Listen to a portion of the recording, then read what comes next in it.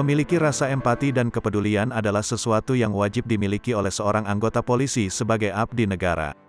Inilah yang dilakukan oleh Aibda Desri Wahyuni dan dua rekannya, poluan anggota Samapta Polrestabes Palembang yang terekam warga sedang menolong ibu-ibu penderita stroke yang terjebak di dalam mobil yang terperosok ke jalan, Rabu, tanggal 9 Maret tahun 2022.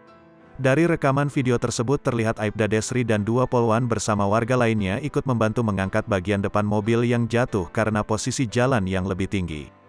Diketahui lokasi tersebut berada di Lorong Nangka, Kelurahan Talang Jambe, Kecamatan Sukarami. Saat dijumpai Aibda Desri menceritakan bagaimana kronologi ia dan dua rekannya secara spontan menolong ibu-ibu dan keluarganya.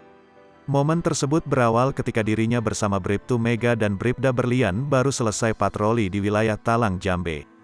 Ketika turun dari mobil ia melihat pemilik mobil sudah menyiapkan dongkrak. Saat itu belum ada warga lain yang datang membantu.